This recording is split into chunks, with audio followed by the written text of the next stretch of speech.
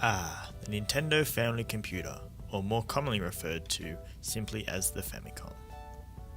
First up, a little History.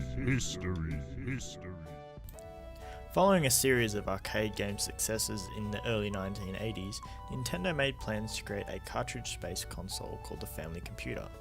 The original plans called for a fully fledged 16-bit home computer, which utilized a keyboard and a floppy drive. However, this idea was quickly shot down by Nintendo president Hiroshi Yamauchi. The system was released in Japan on July 15, 1983 for 14,800 yen. At first, sales were slow to gain traction, with a bad chipset causing launch units to crash. Subsequently, those units had to be recalled, and a reissue of the system with an updated motherboard was released. Shortly after this, the system gained momentum and sales soared, making the Famicom the best-selling system in Japan by the end of 1984. Motivated by the Famicom's success, Nintendo decided to turn their attention to North America, where they would release a new iteration of the system called the Nintendo Entertainment System, or just NES for short. This new look system was slightly larger and consisted of a slot-loading cartridge connector as opposed to the top-loading kind of the Famicom. The NES also had removable controllers too, but the NES really deserves its own video. Now on to the review! The Famicom, in my opinion, is a very beautiful system with white and red, well, in my case yellow and red, colour scheme, and sharp 80s style lines, much like the car out of Back to the Future. Both the controllers are permanently attached via their sadly short cables, with the Player 2 controller consisting of a built-in microphone. Now that's pretty cool. Moving along the front of the unit, there is only one lonely expansion port, which can be used for a variety of different things, even extra controllers. Now moving along to the top, you can see the power switch down on the bottom left, with the game eject slider in the middle, and directly adjacent is the reset switch.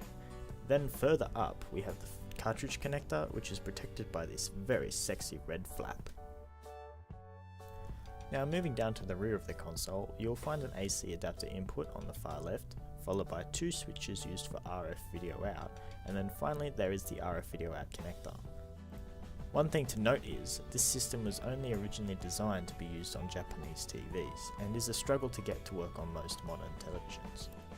One common and easy solution for this is to modify the system to output via composite instead, giving a much clearer picture and also providing a larger compatibility with most modern displays. That is what I've done to my console. Now moving down onto the controllers, they continue the bold red colour scheme with gold highlights matching the red and gold logo on the top of the console. The Player 1 controller is pretty standard, consisting of a directional pad followed by the start and select, and continuing on to the famous A and B buttons. The Player 2 controller is the same, with the addition of a microphone, which is only really used in a handful of games, and is later removed entirely in the later systems including the NES. There are many add-ons for the Famicom. One of the most famous is the disk system, which I own. The disk system is an add-on floppy drive-like device which uses special Nintendo-fied quick disks, which are pretty neat looking. The only problem with using disks is it implements loading time, and I mean there's a lot of loading time compared to the cartridges. However, one advantage of this is that you can now have the ability to save your games. Oh, did I mention you can't save on the Famicom? Now moving on to my final thoughts. Anyway, the games that came out for the system, most notably Super Mario Bros, are fantastic. Although I didn't grow up with the Famicom, I can appreciate how amazing the system was, and really still is. It's a fantastic system to get into retro gaming, and a cheap starting point too. Nintendo selling over 19 million of these bad boys, so systems and games are pretty easy to come by. Overall, I'd give it a total score of 8 out of 10, only because of the lack of savability and short fixed controller cables. And as a collectability score, I'd give it 10 out of 10, meaning you should have this in your collection if you can get one. Well, that's it for my review. Let me know what you think down below. Also, what's your favourite Famicom or NES game and why? Just leave a comment down below. Until next time, see ya!